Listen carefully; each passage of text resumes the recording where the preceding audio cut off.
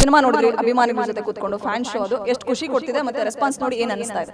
ತುಂಬ ಖುಷಿ ಕೊಡ್ತಾ ಇದೆ. ಯಾಕಂದರೆ ಇದು ನಮ್ಮ ಪ್ರೊಡಕ್ಷನಿಂದ 2ನೇ ಚಿತ್ರ ಇದು.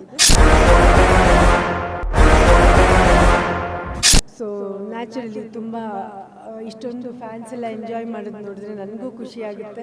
ನಾನು ಇವತ್ತೇ ನೋಡಿರೋದು, ಅವ್ರ ಜೊತೆಗೆ ನಾನು ನೋಡಿರೋದು. Bhairathi Ranagal cinema grand opening ಪಡೆದುಕೊಂಡಿದೆ. ನನ್ನ ಜೊತೆ ಈಗ ಗೀತಕ್ಕ ಇದ್ದಾರೆ, ಮಾತಾಡಿಸ್ತಾ ಹೋಗ್ತೀನಿ.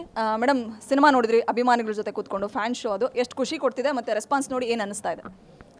ತುಂಬ ಖುಷಿ ಕೊಡ್ತಾ ಇದೆ. ಯಾಕಂದರೆ ಇದು ನಮ್ಮ ಪ್ರೊಡಕ್ಷನಿಂದ 2ನೇ ಚಿತ್ರ ಇದು. ಸೊ ನ್ಯಾಚುರಲಿ ತುಂಬ ಇಷ್ಟೊಂದು ಫ್ಯಾನ್ಸ್ ಎಲ್ಲ ಎಂಜಾಯ್ ಮಾಡೋದು ನೋಡಿದ್ರೆ ನನಗೂ ಖುಷಿ ಆಗುತ್ತೆ. ನಾನು ಇವತ್ತೇ ನೋಡಿರೋದು, ಅವ್ರ ಜೊತೆಗೆ ನಾನು ನೋಡಿರೋದು. ಆ್ಯಂಡ್ ಅವರೆಲ್ಲ ಅಷ್ಟು ಇಷ್ಟಪಟ್ಟಿರೋದು ನನಗೆ ಭಾಳ ಖುಷಿ ಆಗುತ್ತೆ. ಗೀತಕ್ಕ ಪ್ರೊಡಕ್ಷನ್ ಮಾಡಿದ್ದು 2 ಸಿನಿಮಾ, ವೇದ ಮತ್ತು ಭೈರತಿ ರಣಗಲ್, ಎರಡೂ ಕೂಡ ಮೈಲ್ ಸ್ಟೋನ್ ಸಿನಿಮಾಗಳು ಅಂತ ಹೇಳ್ತಾ ಇದ್ದಾರೆ. ಗೀತಕ್ಕ ಇನ್ನು ಮೂರು ಸಿನಿಮಾಗಳನ್ನ ಪ್ರೊಡ್ಯೂಸ್ ಮಾಡಬೇಕು ಅನ್ನೋಂಥದ್ದು ಅಭಿಮಾನಿಗಳ ಕನಸು. ಏನು ಹೇಳ್ತೀರಾ ಮೇಡಮ್ ಈ ಕ್ಷಣ? ಮೊದಲನೇದು ನಾವು